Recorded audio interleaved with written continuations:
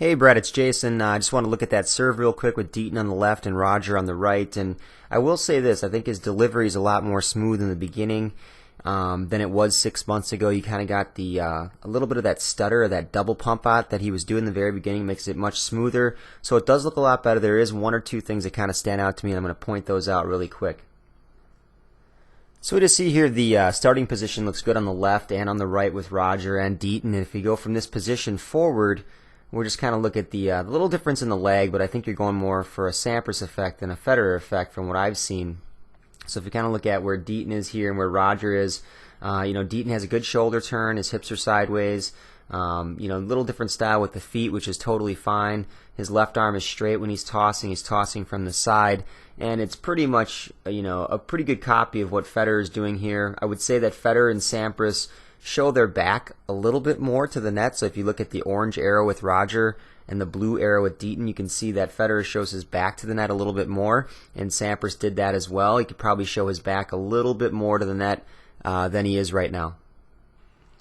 And I just wanted to switch servers to Dimitrov on the right instead of Federer because they have a similar stance and a similar service motion. But look at the same things here with Dimitrov. So you can see the tossing arm going up, and what you'll see is he's really showing his back sooner to the net than Deaton is, and he shows it more. So the left side of his back definitely pointing towards the net when he's going up and he's tossing the ball, and it happens pretty early on. So if I just go back, you can see that from this point here where he's got the ball and the racket kind of together, he brings that left arm up and he's showing his back and he's making that turn right now. With Deaton, it's not as significant if you look at the amount of the upper body coil. So we're just switching back to Roger here, and again, look at the difference in the rotation of the upper body and the hips, the more coiling from Roger. And then here's a big thing that kind of sticks out to me, and that's the pronation and Deaton's contact. So watch what happens here as Roger goes to contact the ball, and they both have a good strong trophy position there. But then watch what happens right here at the contact point. And what I want you to see is the angle of the racket here and the difference in the number of degrees between Roger and Deaton. So it's a little hard to see here, but Roger's at 138 degrees, from his hand to the ball, and then from the hand to his hitting shoulder, or his right shoulder. Deaton's at 168 degrees. I don't feel like, personally, his racket is far enough to the left when he makes contact with the ball. So look up at the rackets right now, and look at where Roger's racket is. It's really tilted off to the left.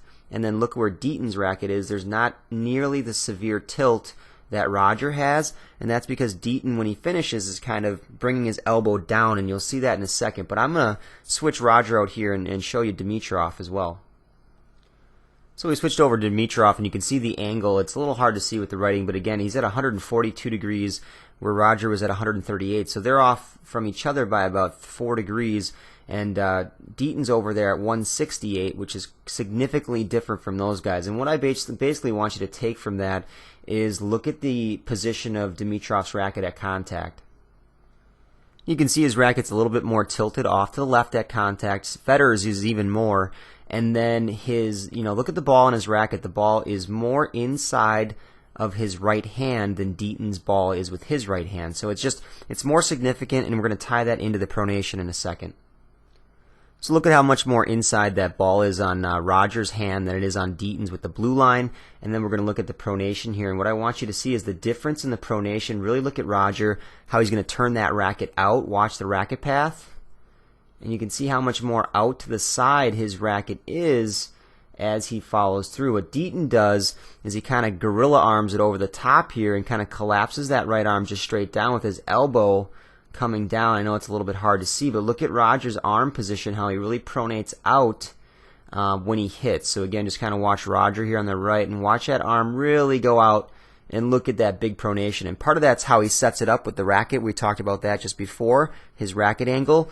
And then look at that arm twist out like that compared to Deaton's elbow there. So you put Dimitrov back in, and I want you to watch how that right arm really sweeps out like that again. Watch Deaton and watch Dimitrov, and watch that pronation outward, and look at the difference in the arm position with Deaton, and look at Dimitrov there really going out to the right before he finishes that serve. And then just one more time, we'll go back to the contact here in a second, and look at that arm position, and then watch how that right arm really sweeps out and goes around before he follows through and then finishes on that left foot. And I know some questions came up on the phone about the contact point, and it's tough to see the contact with like a regular iPad, but we'll do the best we can as far as this comparison. And you got Djokovic on the right. Look at the service motion, and then we'll kind of look at Djokovic's contact point, and we'll do the best we can to compare. You're going to see the contact on Deaton's video is not 100% accurate here, so we'll kind of look at Novak here, and look what he does as far as the contact point goes. And you can see how far in front of the court he is. Most pros obviously do toss pretty far inside the court. And I know it's hard to see with Deaton here. He is a little bit closer inside than Novak is when he actually contacts the ball. And we can see just before contact, Deaton's probably about a foot inside the court or so, at contact with the ball, maybe a little bit more. And if we kind of go forward to Novak, you can see where that contact's going to be taking place. He's probably a 1.5 to 2 feet inside the baseline. It looks like about 2 feet from there to me. So it is more in front, etc. We kind of talked about that on the phone, like I said, and that's kind of a choice I think you guys are going to have to make, but definitely most pros do toss that first serve a little bit more inside the court. And I just switched over to Dimitrov for one more little play here, but watch his contact. It's a little tough to see, but watch his contact there, and what essentially you see is his contact is on the blue line area. It's kind of in the trees there. It's a little tough to see, but again, similar, maybe a 1.5 to 2 feet inside the court at the contact point on that first serve. So that's something you guys are going to have to look at and kind of examine if that's something you want to do, or if you want to stick with that toss a little bit closer to the baseline. If you have any questions, please let me know, and then if you want to send me some forehand or backhand stuff, I can do that too. You guys have a good day and work hard.